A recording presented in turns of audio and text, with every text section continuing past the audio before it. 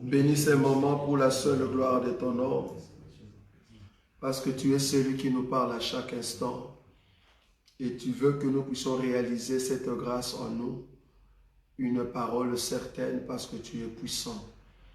En ton nom, Jésus-Christ, que nous avons ainsi prié.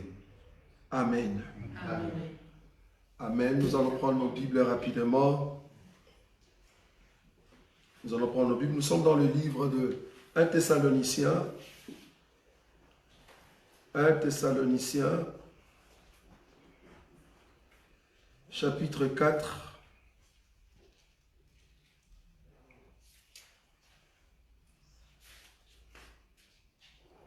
1 Thessaloniciens, chapitre 4. À partir du 15e verset. Voici en effet ce que nous vous déclarons d'après la parole du Seigneur. Nous, les vivants, restés pour l'avènement du Seigneur, nous ne dévancerons pas ceux qui sont morts.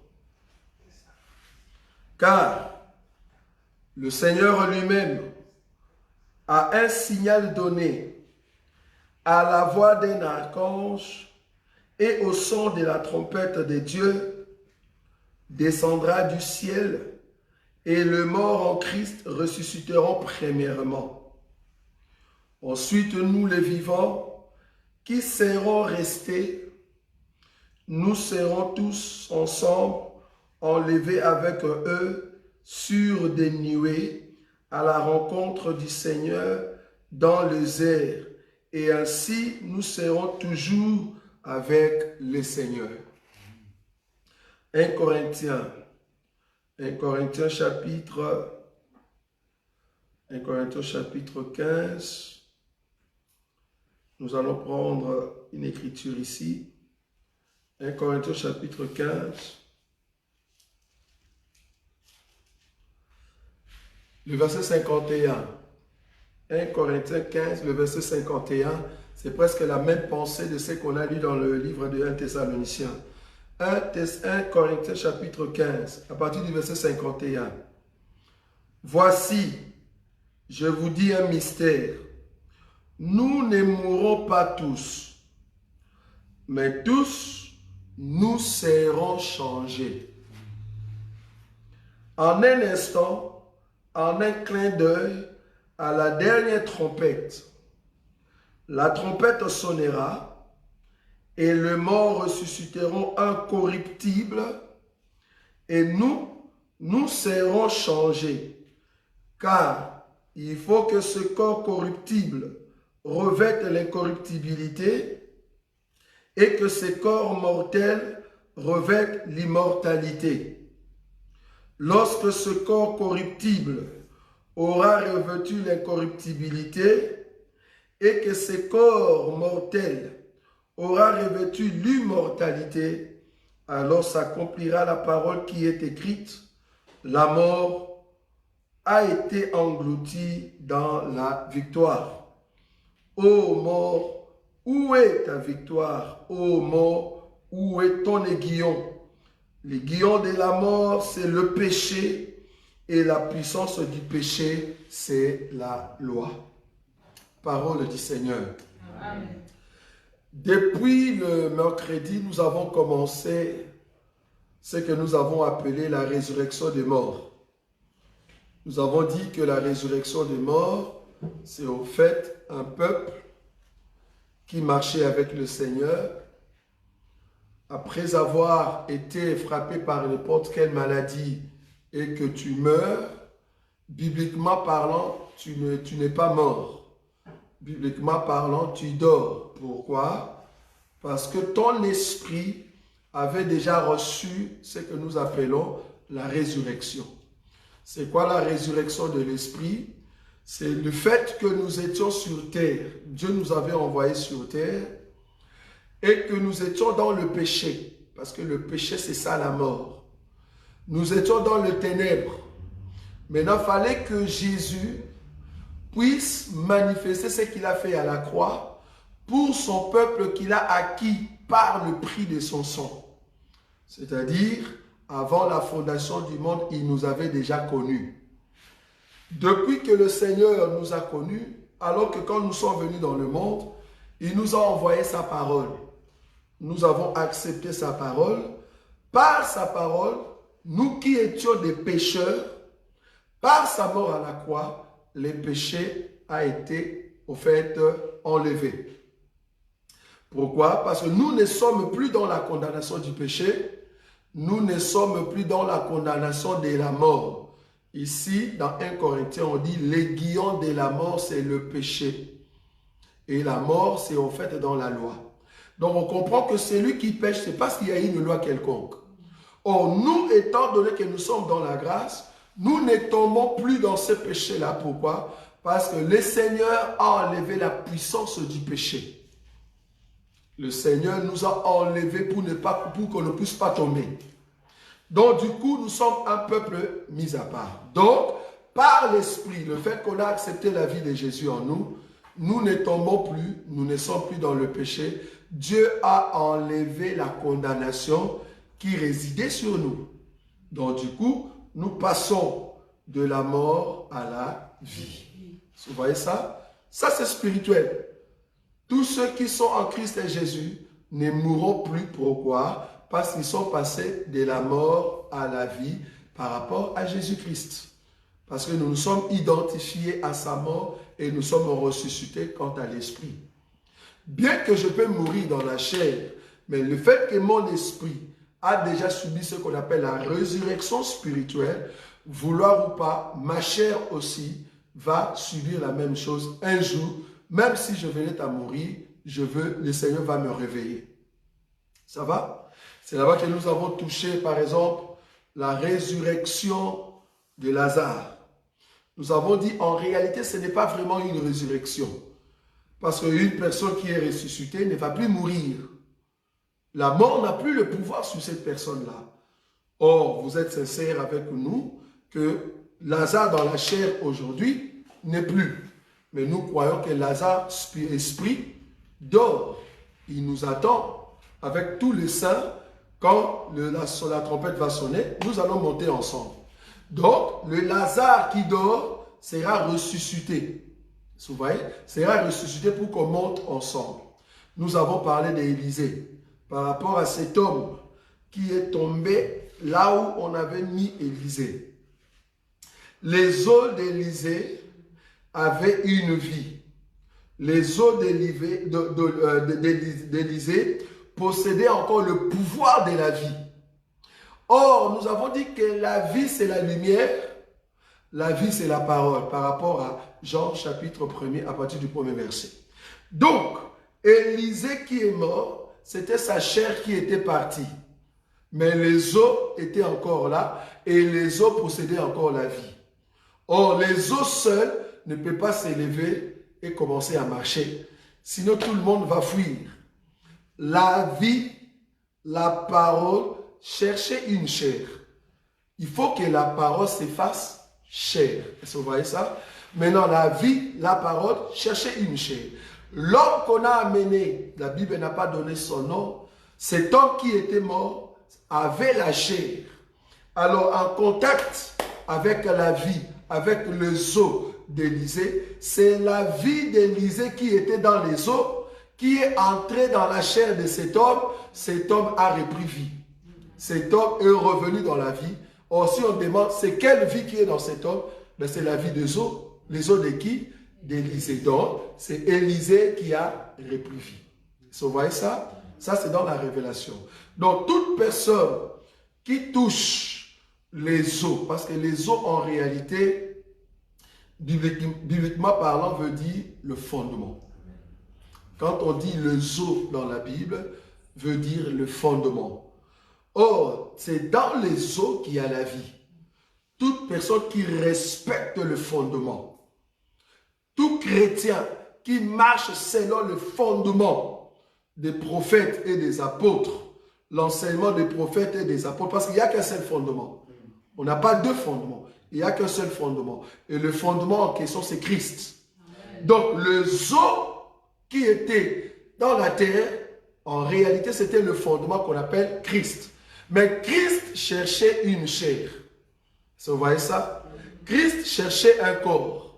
Le corps en question, c'était cet homme qui était mort par ses péchés, mort par la condamnation. Mais quand cet homme a rencontré les eaux, qui est Christ, qui est la vie, cet homme a repris vie.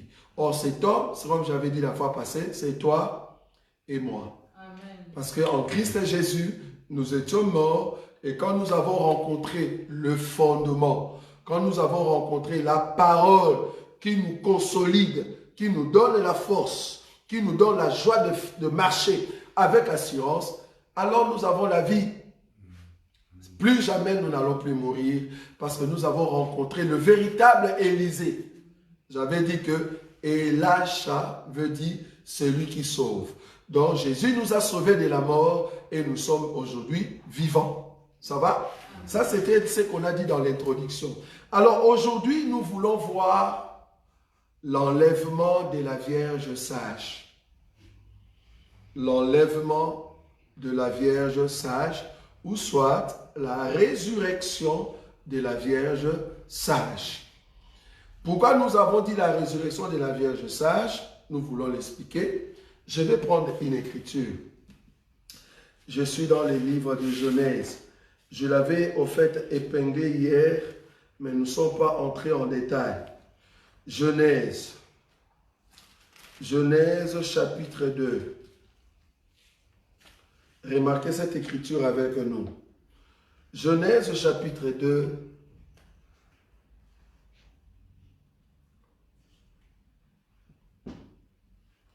Genèse chapitre 2.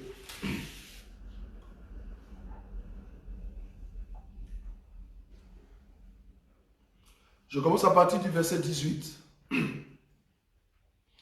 L'Éternel Dieu dit, il n'est pas bon que l'homme soit seul, je lui ferai une aide semblable à lui. Il n'est pas bon que l'homme soit seul, je lui ferai une aide semblable à lui. L'aide semblable qu'on veut faire à l'homme ici, c'est au fait la femme, la faiblesse. C'est lui qui va donner au fait la joie à cet homme. Pourquoi? Parce que l'homme qui a été créé, Dieu lui a donné des responsabilités. Mais Dieu voit que dans le cœur de l'homme, s'il reste seul, il y aura la solitude. Alors il faut lui donner une autre personne qui va l'accompagner. Remarquez l'écriture 19. L'Éternel Dieu dit, l'Éternel Dieu forma de la terre tous les animaux des champs et tous les oiseaux du ciel. Il le fit venir vers l'homme pour voir comment il les appellerait et afin que tout être vivant porte les noms que lui donnerait l'homme. Et l'homme donna des noms à tous les bétails des oiseaux du ciel et à tous les animaux du champ. Mais pour l'homme, il ne trouva point d'aide semblable à lui. L'homme que Dieu a créé, je vais aller directement, c'est notre Seigneur Jésus. Créons l'homme à notre image. L'homme qui est à l'image de Dieu, c'est Jésus. Maintenant, si toi, homme physique, tu veux être à l'image de Jésus, il faut d'abord, à l'image de Dieu, tu dois d'abord accepter l'image de Dieu. Je ne sais pas si vous comprenez ça. Amen. Si tu veux être à l'image de Dieu, créons l'homme à notre image. Or, l'homme en question, qui est l'image de Dieu, c'est Jésus. Maintenant, tout homme qui accepte Jésus dans sa vie, tu acceptes l'image de Dieu, toi aussi tu deviens image de Dieu. Un homme qui tue les gens, un homme qui coupe une personne pour enlever ses reins, un homme qui coupe une personne en morceaux, un homme qui complote pour te tuer, cet homme-là n'est pas l'image de Dieu. Pour être l'image de Dieu, tu dois refléter Dieu. Pourquoi? C'est ça que j'avais dit, nous allons entrer dans l'image et la réalité. L'image de Dieu qui est Christ, cela veut dire qui est Jésus. Cela veut dire le Dieu qui est sur son trône. Quand je regarde l'image, je peux dire que ce que l'image fait, c'est-à-dire il y a la réalité quelque part qui fait la même chose. Est-ce que vous voyez cela? C'est-à-dire quand je regarde Adam, je vois que Adam donne les noms à tous les animaux. Mais pour sa femme, Adam n'a pas trouvé une femme. Le mouvement en question, quand au fait Adam donne les noms aux animaux, je me dis, il y a aussi une réalité qui doit donner normalement des noms. Est-ce que vous voyez cela? Il faut qu'il y ait une réalité qui doit donner les noms. Or, si Adam est l'image de Dieu, il faut que quand c'est Dieu là, quand nous allons le voir, on doit le comparer avec son image. C'est-à-dire, l'image avait donné les noms. Alors, toi, Jésus-Christ, j'ai bien dit Jésus-Christ. Quand toi, Jésus-Christ, montre-nous que c'est toi la réalité d'Adam. Où est-ce que tu as donné des noms? Est-ce que vous voyez ça? Parce que Adam a donné des noms à ceux qui étaient animaux. Quand on dit animaux, c'est-à-dire tu es d'abord un animal, c'est-à-dire tu n'as pas d'identité. Mais quand tu viens auprès d'Adam, il dit, toi, c'est les lions. Avec tes cheveux comme je te vois là, tu es les lions. Ah, là, la personne qui est juste à côté te ressemble. Mais lui, il n'a pas de fourrure à côté, c'est la lionne. Vous voyez? C'est Adam qui a donné ces noms-là. Maintenant, je dois voir la réalité, parce que Adam, c'est l'image. Je dois voir maintenant la réalité. Quand est-ce que la réalité aussi a donné les noms? Ah, je comprends maintenant que quand Jésus a vu Simon Pierre, on l'appelle au fait Simon. Il dit, toi, non, tu n'es pas Simon. Toi, comme tu es là, tu vas t'appeler Pierre. Tu ne seras pas appelé Simon. Il voit Saul, un persécuteur. Au lieu de l'appeler Saul, on dit son nom changea en nom de Paul. Vous voyez cela? Son nom est devenu Paul. Donc c'est Christ, Jésus, qui donne le nom parce qu'il est la réalité d'Adam. Vous voyez cela? C'est lui qui est la réalité d'Adam. Quand on a regardé des chrétiens, les gens qui parlaient comme Christ, qui avaient le langage de Christ, on dit, ah, ça, ces gens-là sont des chrétiens. C'est-à-dire comme Christ. Or, donc, si nous sommes comme Christ, c'est parce que nous portons son nom. Vous voyez? Mais en réalité, les noms que je portais avant, c'était les noms de ma famille. Mais ça, c'est dans la chair. Mais en Christ et Jésus, je porte le nom de l'époux. Pourquoi? Parce que c'est l'époux qui donne son nom à son épouse. Vous voyez cela? Parce que Adam, les noms qu'il a donnés aux lions, les noms là venaient d'Adam. Parce que la Bible dit, il faut que Adam donne les noms qui viennent de lui. Donc quand il appelle, c'est les lions. Toi, les léopards, tu ne peux pas dire, non, ce n'est pas son nom. Moi, je vais changer son nom. Je ne vais pas l'appeler lion. À partir d'aujourd'hui, toi, lion, tu es devenu fourmi. Ce n'est pas possible. Les noms que Adam a donnés est resté. Vous voyez cela? Donc si Jésus nous appelle chrétiens, il faut que tout le monde soit obligé de nous appeler chrétiens. Il ne faut pas que les autres disent, ta façon de marcher, je ne vois même pas la ressemblance avec Christ. Ce n'est pas parce que tu ne ressembles pas à l'époux. Tu ne ressembles pas au nom que l'époux t'a donné. Est-ce que vous voyez ça? L'image et la réalité. La Bible dit que Dieu, parce que je peux continuer le verset 23. Non, le verset, qu'est-ce que j'ai dit? Ce n'est pas le verset 23, le verset 21. Alors l'Éternel Dieu fit tomber un profond sommeil sur l'homme qui s'endormit. Il prit une de ses côtes et refermant la chair à sa place. Il prit une de ses côtes pour former la femme. On est d'accord? Je dois voir dans la réalité, parce que ce que Adam fait, c'est le mouvement d'une réalité quelque part. La réalité, c'est caché. Donc, quand je vois Adam, on l'a couché. pour retirer la côte, je dois voir aussi dans la réalité. Ah, je vois dans la réalité qui est Jésus-Christ, je vois aussi Jésus aller dormir sur la croix et on a percé sur sa côte, l'eau et le sang est sorti. Vous voyez ça? Ah, je dis, ah, dans la réalité d'Adam, c'est Christ. Est-ce que vous voyez? Quand l'eau est sortie, l'eau et le sang, c'était la naissance de la femme. C'est là-bas que la femme est née. C'est là-bas qu'ils ont reçu maintenant l'identité de l'épouse. Pourquoi? Parce que Jésus à la croix, en réalité, il était en train au fait de mettre un enfant au monde. Amen. De la même manière ici, Adam, on l'a ouvert, hein, comme je peux appeler par césarienne, on a ouvert pour prendre la côte, c'est-à-dire un os. Quand on dit la côte, c'est-à-dire un os. Or, l'os qui fait partie des os veut dire fondement. Est-ce que vous voyez cela? On a retiré l'os du corps d'Adam pour former la femme. Ah, je comprends que par Christ et Jésus, pour que la femme qu'on appelle Église soit formée, il nous faut le fondement. Est-ce que vous voyez ça? Amen. Le fondement qui est l'os. On a tiré le fondement. Nous sommes fondés par l'enseignement de prophètes et des apôtres, Jésus-Christ étant la pierre angulaire. Donc, le fondement en question, c'est ça l'os. C'est ça l'os. Est-ce qu'on est d'accord? Et puis la Bible dit, on a pris ses côtes. Voilà le verset 23. Non, pas le verset 23. Le verset 22.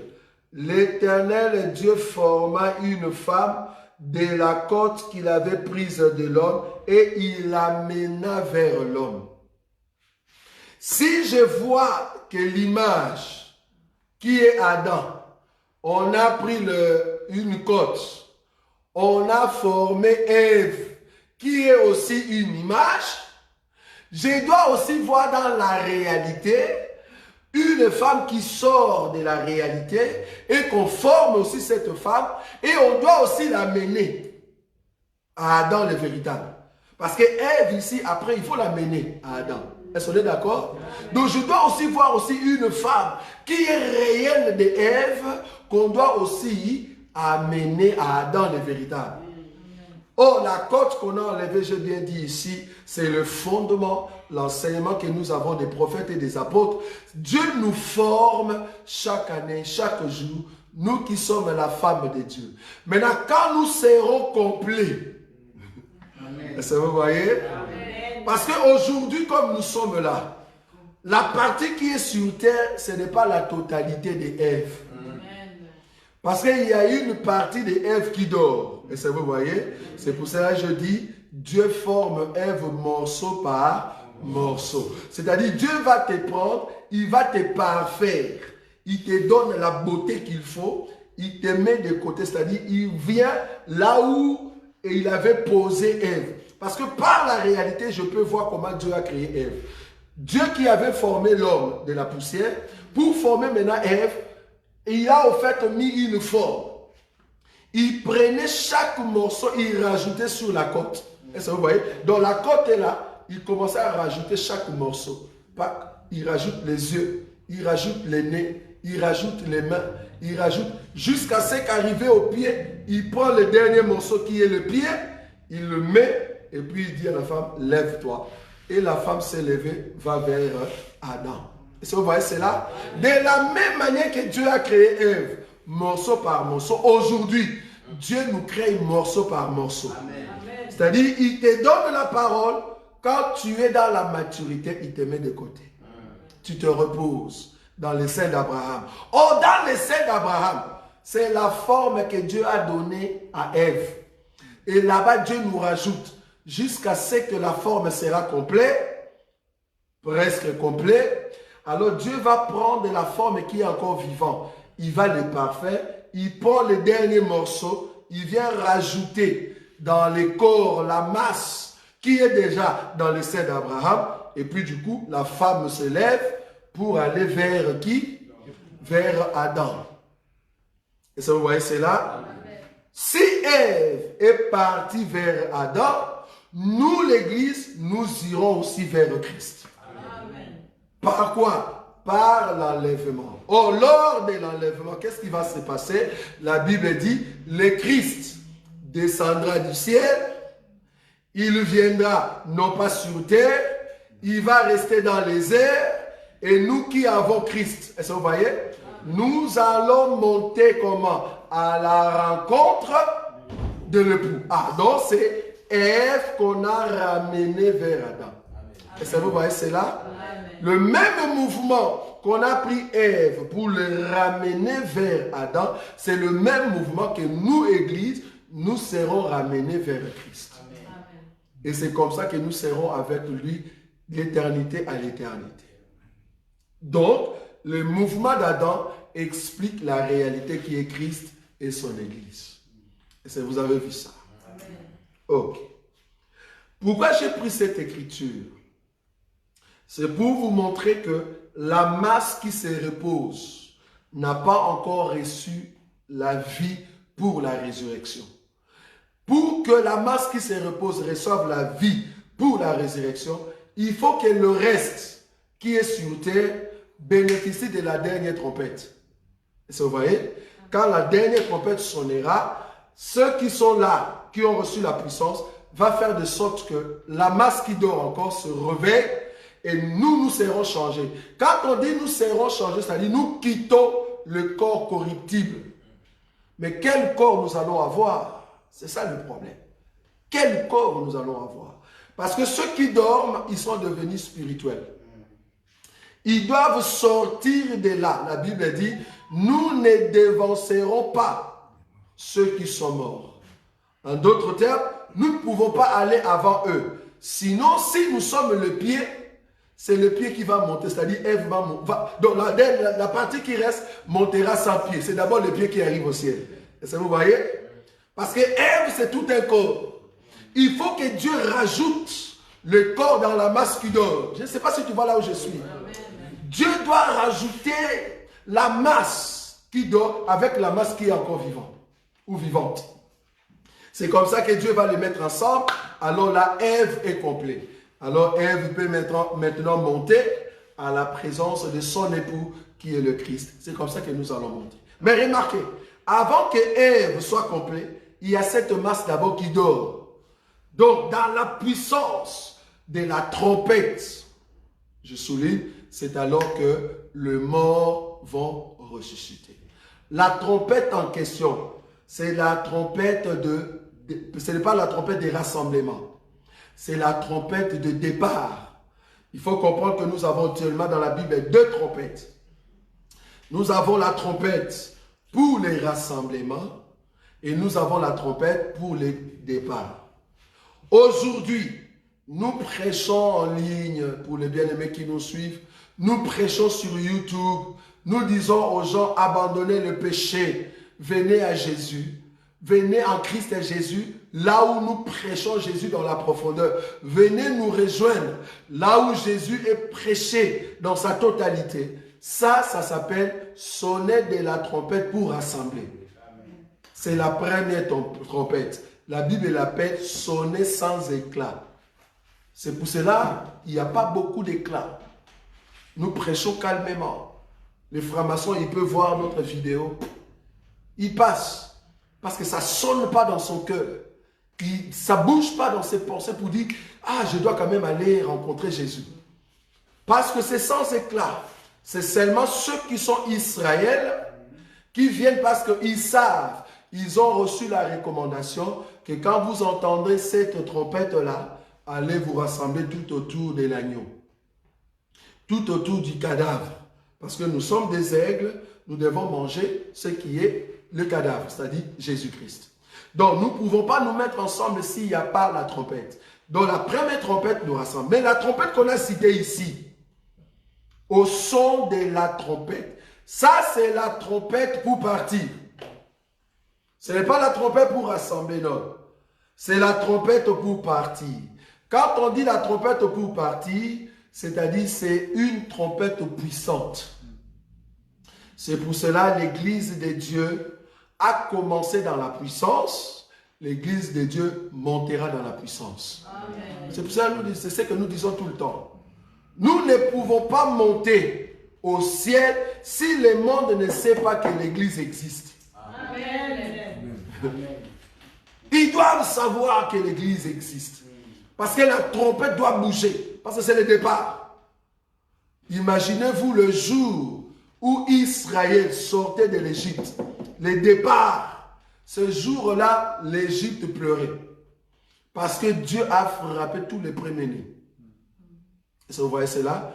Il faut qu'il y ait des calamités, des mouvements terribles sur la face de la terre. Nous, les enfants de Dieu, nous comprenons, ça c'est la trompette.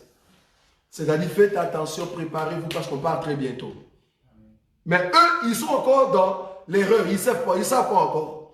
Mais il faut que ces calamités soient fortes. Des pleurs. Parce que jusqu'à présent, il n'y a pas encore de pleurs. Il faut qu'il y ait de pleurs. Bon, il y a de pleurs seulement dans des milieux un peu différents. Mais il faut que, c'est que la Bible dit, vous attendrez des bruits des guerres et des guerres. C'est différent. Bruit des guerres et guerre, c'est différent. Guerre veut dire ce qui se passe en Ukraine.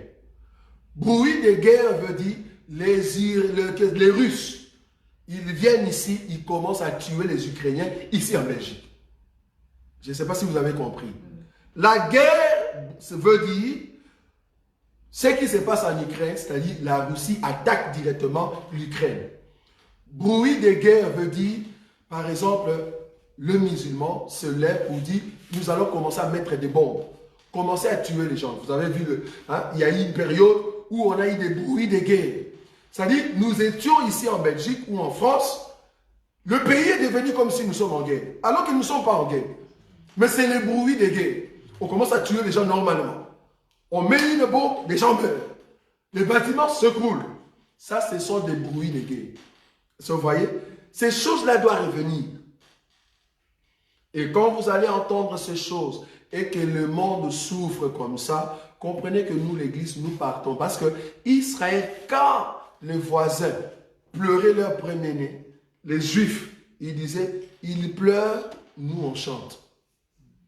C'est-à-dire, quand les autres pleurent, nous on chante parce que nous sortons. Vous voyez? Quand nous voyons que le monde est frappé par la puissance de la main de notre Dieu, nous on comprend que nous voulons partir. Vous voyez, c'est là. Donc très bientôt, le Seigneur va nous visiter, mais nous ne sommes pas là-bas.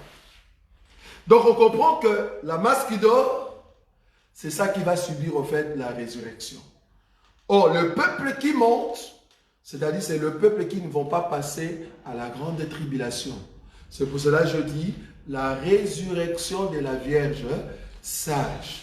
Parce que tous ceux qui dorment maintenant, en commençant par Adam, Ève, Seth, tous ceux qui sont enfants de Dieu, jusqu'aujourd'hui, si tu dors maintenant en Christ Jésus, tu vas te réveiller avant que la grande tribulation arrive. Dieu ne va pas te laisser alors que la grande tribulation est déjà passée. Non. Tous ceux qui sont en Christ Jésus, cela veut dire que Dieu t'avait formé, tu es arrivé à la maturité, Dieu t'a parfait et puis il te met de côté. Quand la trompette va sonner, tu dois te réveiller pour monter. Donc tous ceux qui dorment maintenant, c'est la Vierge sage. Oui ou non?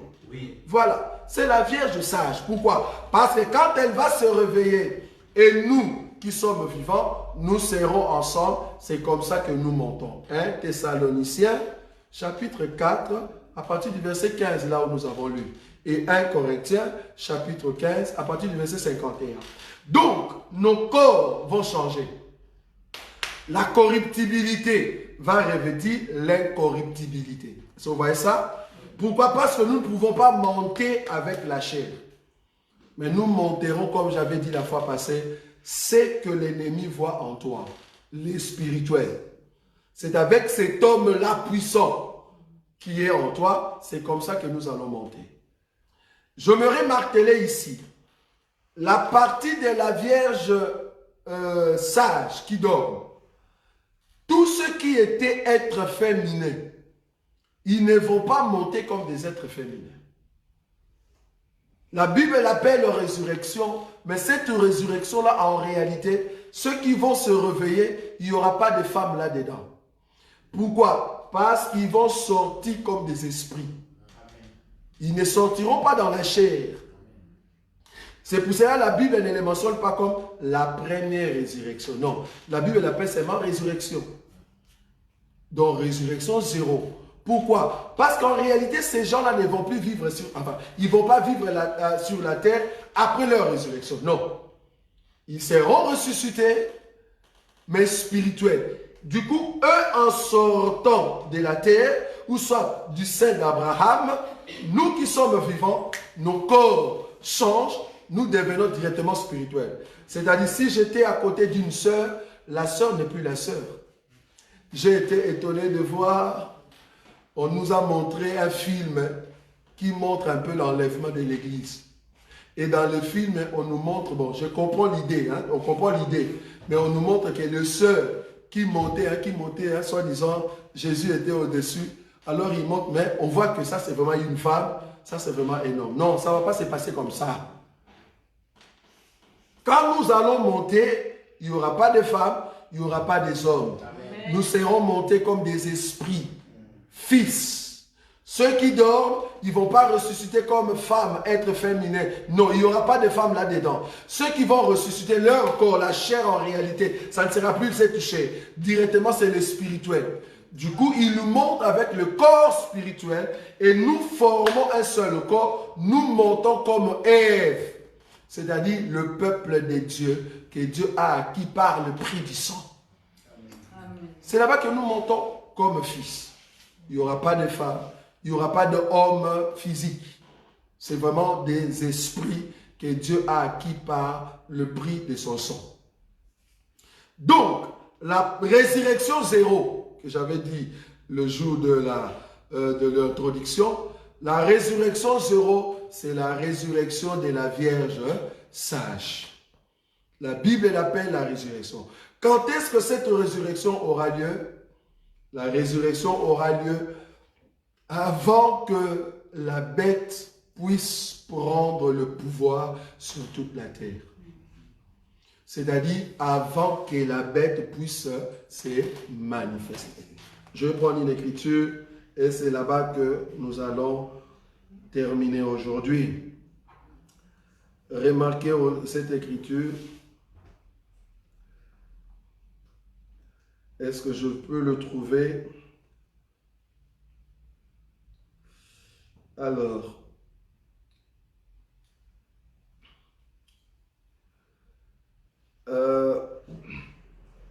supportez-moi. Donc, je vais prendre cette écriture. Ça se trouve dans quel... Alors...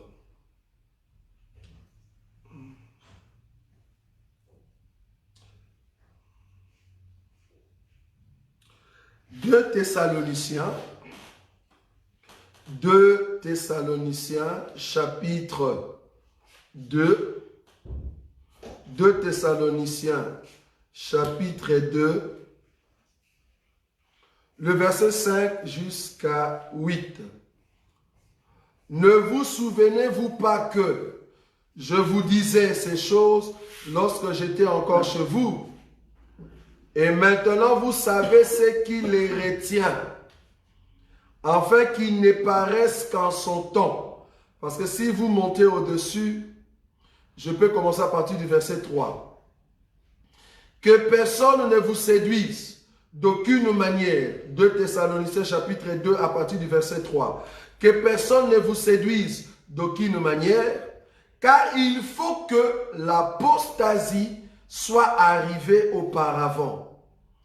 Et qu'on ait vu paraître l'homme du péché, le fils comment? Le fils de la perdition. En d'autres termes, l'esprit de Judas.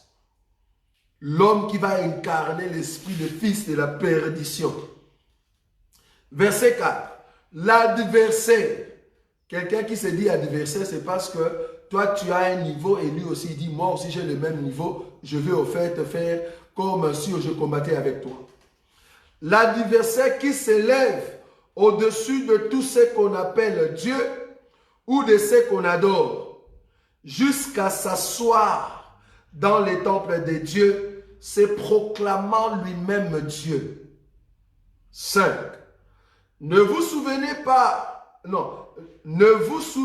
pas que je vous disais ces choses lorsque j'étais encore chez vous? Et maintenant vous savez ce qui les retient, afin qu'ils ne paraissent qu'en son temps. Donc il y a quelque chose qui retient cet homme-là, afin qu'il apparaisse en son temps. C'est-à-dire, si la chose qui le retient est déplacée, alors il va apparaître. S'il n'apparaît pas encore comme l'homme de l'impie, c'est parce qu'il y a quelque chose qui le retient. Est-ce que vous voyez cela? Le verset 6. Et maintenant, vous savez ce qui le retient, afin qu'il ne paraisse qu'en son temps. 7.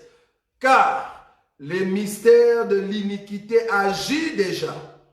Il faut seulement que celui qui le retient encore ait disparu, et alors paraîtra l'impie que le Seigneur Jésus détruira par le souffle de sa bouche et qu'il anéantira par l'éclat de son avènement. L'avènement de notre Seigneur Jésus-Christ, ce n'est pas l'enlèvement. Non. L'avènement de notre Seigneur Jésus-Christ, ce n'est pas l'enlèvement. Preuve, Jésus-Christ ne viendra pas sur terre lors de l'enlèvement. Non, ce n'est pas l'avènement de notre Seigneur Jésus-Christ. L'enlèvement, c'est au fait un événement pour toi et moi, mais pas pour le monde. C'est un événement seulement pour la Vierge sage. Pourquoi? Parce que nous allons monter à la rencontre de notre Seigneur Jésus. Mais l'avènement ici qu'on parle, c'est quand Jésus-Christ viendra pour neutraliser, tuer tous ceux qui vont s'élever contre Israël lors de la guerre d'Armageddon. Vous voyez cette guerre-là? Là, nous serons au fait au ciel et nous allons revenir. Donc, c'est-à-dire l'enlèvement a déjà eu lieu. Ce n'est pas ce que nous disons ici. Ce que nous disons ici, l'enlèvement arrive. Étant donné que toi et moi, nous ne sommes pas encore partis en enlèvement, l'homme de l'impie ne peut pas se manifester. Nous tâtonnons. Les gens disaient que l'homme de l'impie, c'est les papes. Après, non, ce n'est pas les papes. Ça doit être Obama. Non, ce n'est pas Obama. C'est Joe Biden, c'est ça? Comment? Joe Biden. Maintenant, il dit que c'est Joe Biden. Maintenant, Joe Biden, avec ce qui se passe en Russie, il se pourrait que ça soit Poutine. Maintenant, quelqu'un qui va battre encore Poutine, ah non. Peut-être c'est Yafachi. Est-ce que vous voyez? Peut-être c'est Yafachi. Ah non, ça ne peut pas être Yafachi. Bon, ça pouvait être lui. Est-ce que vous voyez? Donc ça peut être quelqu'un qui arrive, mais cet homme-là, nous ne le connaissons pas encore. Pourquoi? Parce qu'il ne peut pas paraître. Parce que je suis encore sur terre. Je ne sais pas en quoi concerne ton cas. En tout cas, pour mon cas, cet homme-là n'apparaît pas parce que moi, je suis encore sur terre. Amen. Quand je vais partir, il peut paraître, il n'y a pas de souci. Mais étant donné que je suis sur terre, cet homme-là ne va pas paraître. Parce que quand cet homme-là va paraître, c'est-à-dire l'enlèvement a eu lieu. Pourquoi? Parce que l'homme de l'impie viendra pour mettre les désordres sur la face de la terre. Or, Dieu, Christ, ne laissera pas sa femme voir cet opprobre-là. Un Dieu qui aime sa femme, il ne va pas laisser sa femme voir la saleté que l'homme de l'impie va amener. Or, l'homme de l'impie, on l'appelle l'homme de l'impie, pourquoi? Parce que c'est Satan qui va s'incarner dans son corps. Amen. Or, Satan qui descend sur la terre, cela veut dire que Satan est venu tuer, massacrer, voler. Maintenant, peut-être les homosexuels commencent à aller dans la justice pour dire on nous a accusés, je viens accuser telle personne. Pourquoi? Parce que la personne a dit que je suis homosexuel et puis on te met en prison. Mais il y aura un temps où les gens ne vont plus accuser ces gens-là. Ça sera vraiment, donc toi-même, tu sens que tu as envie de faire ça. Alors que tu n'es même pas homosexuel. Tu n'es même pas homosexuel, mais tu sens l'envie de le faire. Pourquoi? Parce que Satan est venu sur terre. Malheur à la terre, parce que la bête, les dragons, est descendu sur vous. Tous ceux qui vont rester là, à part les hommes ou les gens qu'on va citer après, c'est-à-dire la Vierge folle, les 144 000 et le rescapé. Mais à part ces gens-là, tous ceux qui vont rester, ils vont commettre des péchés terribles. Mais avant que ces choses-là arrivent, parce que les gens vont commencer à épouser des chiens. Tu vois vraiment quelqu'un qui dit, je ne veux pas épouser un homme. C'est un esprit qui est en moi, je ne veux plus. Moi, un homme, non. Je ne veux pas épouser une femme. Tu veux épouser qui? Je veux un chien. Et tu vois vraiment un monsieur l'abbé. Oui, que le Seigneur bénisse le marié. Monsieur le chien, veux-tu embrasser? Vous voyez ça? Ça arrive. Monsieur le chien. Donc, ils vont commencer à épouser des animaux. Parce que la Bible appelle tout homme qui est dans le péché, la Bible l'appelle animal. Ils vont aimer épouser leur nature. Est-ce que vous voyez? Ce qui leur ressemble. Ils vont épouser des chiens. Ils vont épouser même des perroquets. Je ne vais pas épouser un homme. Vous voyez?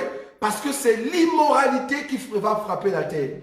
Pourquoi? Parce que Satan est descendu. Mais remarquez, dans les livres d'Apocalypse, quand Satan sera chassé, c'est la montée au fait de l'épouse. Parce que Satan, pour le moment, il habite dans les airs. Or, l'épouse ne peut pas monter étant donné que Satan est dans les airs. Il faut que Satan soit chassé pour que l'épouse monte. Et ça, vous voyez, c'est là. Il faut que les airs soient propres, purs. Parce que le tabernacle a 3 parties. Le parvis, le lieu saint et le lieu très saint. Or, le véritable tabernacle, c'est quoi? C'est le monde, les airs et dans le trône de Dieu. Or, il faut que les airs deviennent saints. Parce que c'est le lieu saint. Or, pour que les airs deviennent saints, il faut que celui qui détruit les airs descende. Il descend où? Dans les parvis, pour que le lieu saint reste saint, et c'est là-bas que nous entrons. Est-ce que vous voyez? Donc l'église doit monter dans les airs, mais il faut que les airs soient purs. Donc Satan sera jeté sur terre, nous l'église, nous montons. Quand Satan sera jeté sur terre, c'est là-bas qu'il va aller faire guerre à qui? À la postérité, mais nous sommes déjà montés. Et ça, vous avez vu ça. Amen. Donc pour que toi et moi, si nous sommes encore vivants, pour que ceux qui dorment ressuscitent, il faut que la dernière trompette sonne. La puissance de la parole est la véritable parole. C'est ça, au fait, la trompette. Nous ne pouvons pas rester seulement dans les blablabla. Nous sommes obligés d'annoncer Jésus-Christ dans sa puissance et c'est comme ça que l'Église montera dans la puissance. Donc ceux qui dorment, ils vont ressusciter et nous serons changés. C'est comme ça que nous allons monter dans les airs. La Bible l'appelle résurrection. On ne l'a pas appelé première résurrection. Non, résurrection. C'est pour ça moi je dis résurrection 0.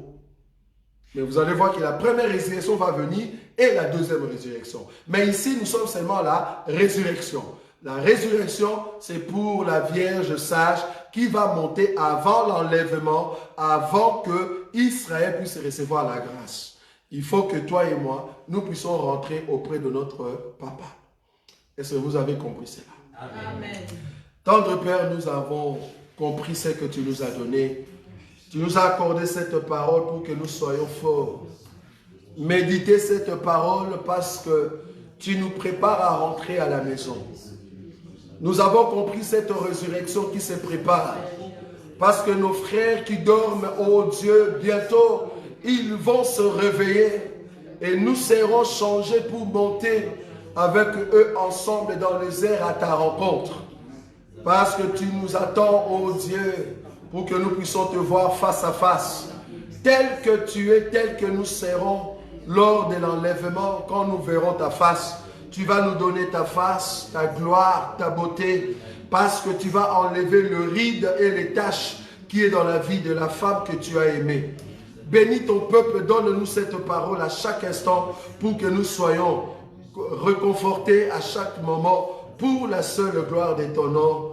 En ton nom, Jésus-Christ, que nous avons ainsi prié. Nazakomata